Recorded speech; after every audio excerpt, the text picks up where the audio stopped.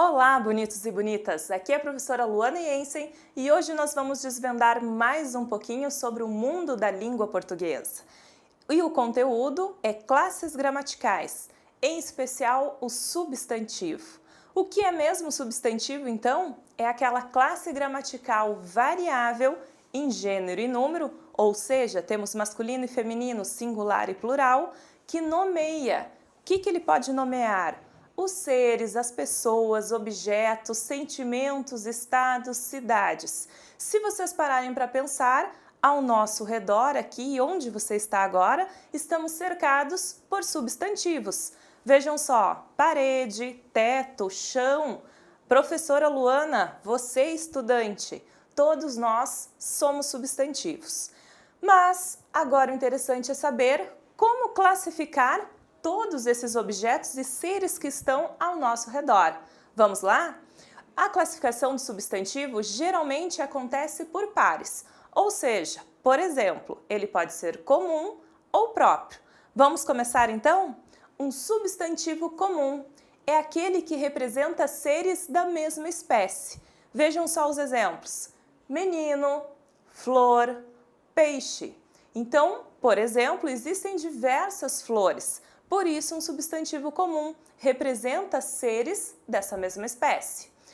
O substantivo comum vai ter o seu par, o substantivo próprio. Se o comum eram seres de um conjunto, automaticamente o próprio representa um ser em particular. Por exemplo, Manaus, João, Brasil, Luana. Sou uma Luana entre várias pessoas, por isso um ser em particular. Viu como é tranquilo? Vamos então ao segundo parzinho de classificação. Esse mesmo substantivo pode ser concreto ou abstrato. O que significa isso? Substantivo concreto é aquele substantivo que existe por si só ou na nossa imaginação. Ou seja, não precisa de um estado ou uma ação para acontecer, ele sozinho já existe. Vejam os exemplos: índio, saci, fada, caneta. Observem que geralmente vocês aprenderam que estes substantivos são aqueles que nós podemos pegar, como o índio ou a própria caneta. Mas por que a fada e o saci também são concretos? Porque são seres existentes da nossa imaginação. E mais, podemos desenhá-los, então eles se tornam concretos, certo? O que é então, na sequência, o seu parzinho substantivo abstrato? O abstrato é justamente aquele que não tem existência própria.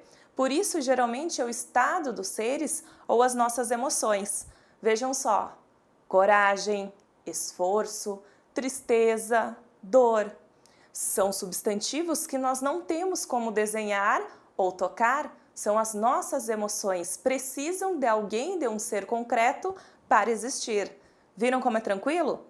Agora atenção, essa classificação sempre se dará em substantivos e nós teremos mais de uma classificação para cada substantivo.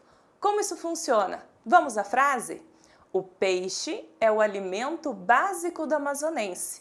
Nós temos aqui em destaque o substantivo peixe, então nós vamos classificar nos nossos parzinhos. Ele é comum ou é próprio? São seres de várias espécies? Peixe vai ser comum. Ele é concreto ou abstrato? É um alimento, podemos tocar, mastigar, então por isso ele é concreto. Então o substantivo peixe na frase é concreto e comum. Vamos à outra frase? A coragem indígena está registrada na história. Temos aqui em destaque agora o substantivo coragem. Vamos classificar? Ele é comum porque não é um ser em particular. E agora é abstrato, porque nós não podemos escrevê-lo, desenhá-lo ou tocar. Entendido? Vamos retomar então a classificação do substantivo? Ele pode ser comum ou próprio, concreto ou abstrato, certo? Não esqueça então agora de fazer os exercícios e assistir os vídeos sempre que for necessário. Até a próxima!